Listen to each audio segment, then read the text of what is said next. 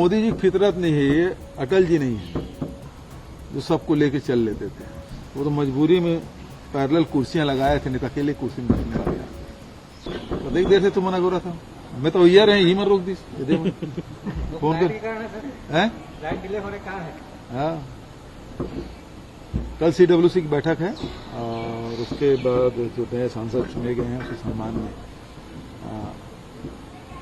जो हमारे अध्यक्ष जी उसके द्वारा डिनर रखा गया है, तो उसमें दोनों को सूचना मिली है, तो उसमें मैं जा रहा हूँ। ये आपको क्यों लग रहा है कि एनडीए की सरकार जो 5 साल नहीं चल सकती? उसके कारण ही है, देखिए बेसिक रीजन ये है कि दोनों जो राज्य है आंध्र प्रदेश और बिहार, दोनों स्पेशल स्टेटस मांग रहे हैं, विशेष राज्य का दर्जा, और इसी आधार पर नायडू जी उस समय इससे अलग हुए थे, एनडीए से अलग हुए थे, ये भी सबको पता है।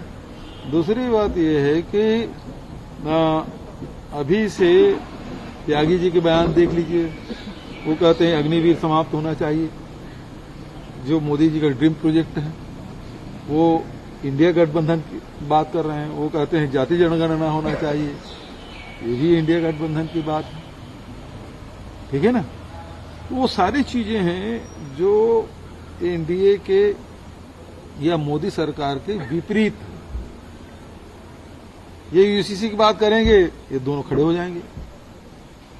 मुस्लिम आरक्षण की बात तो दोनों जगह लागू है, जिसे पानी पी पी के लोग विरोध कर रहे थे पूरे चुनाव भर, इसके विरोध में, और ये लोग इससे समर्थन में।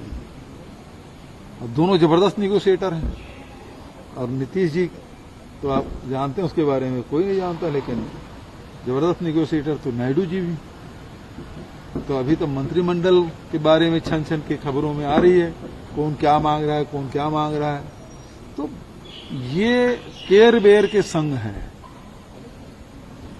ये ज्यादा देर टिकना नहीं है। तो और मोदी जी की फितरत नहीं है, ये अटल जी नहीं है जो सबको लेके चल लेते थे, ये मोदी की है। मोदी जी किसी को सुनते नहीं है, वो तो मजबूरी में पैरेलल कुर्सियां लगाए थे, नहीं तो अकेले कुर्सी में बैठने लग गया। तो उनके इतने दिन से जो राजनीति हम लोग देख रहे हैं, उसमें कतई संभावना नहीं है कि ये इतना सा एडजस्ट करे।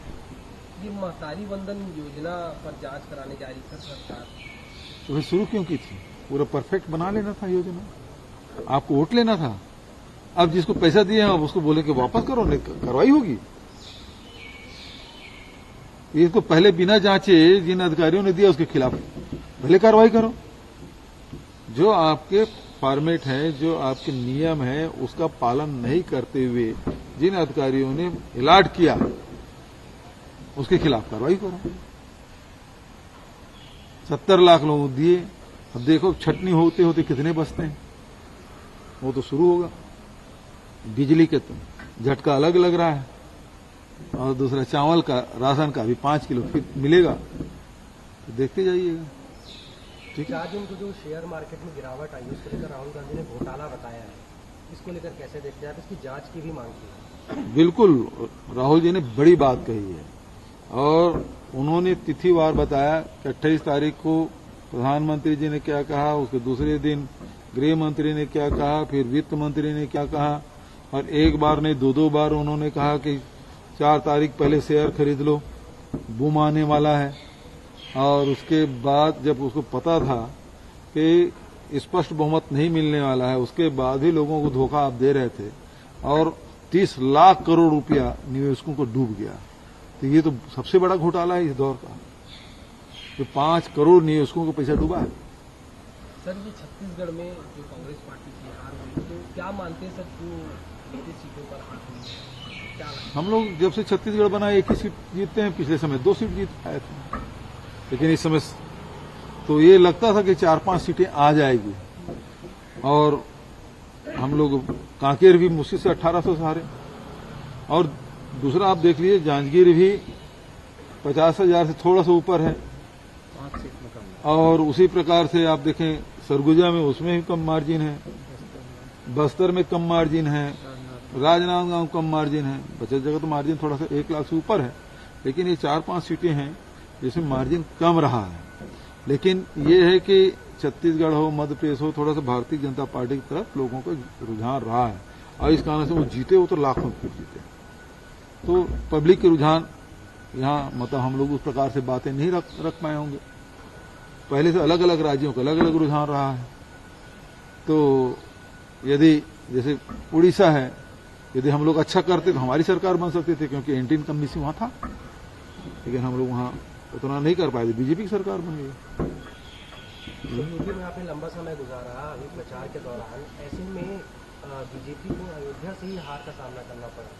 राम और हिंदू पॉलिटिक्स बीजेपी यूपी में सबसे ज्यादा चुनाव से पहले कर रही है, तो क्या फैक्टर लगता है आपको बीजेपी की हार का? देखिए, लोग हैं महंगाई से, बेरोजगारी से तंग आ चुके हैं। दूसरी बात यह है कि वहां नौजवान जो है पेपर लीक से त्रस्त हैं।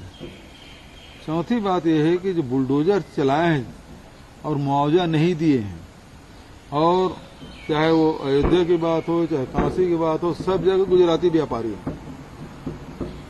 और मुक्तेश्वरानंद सरस्वती जी की बात करें तो वो तो बोले औरंगजेब ने जितने मंदिर नहीं तोड़े उससे ज्यादा मोदी और योगी सरकार ने तोड़ा है।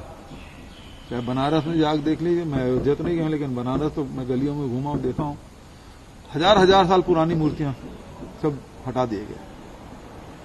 और तो लोगों को हाथ लगेगी ना,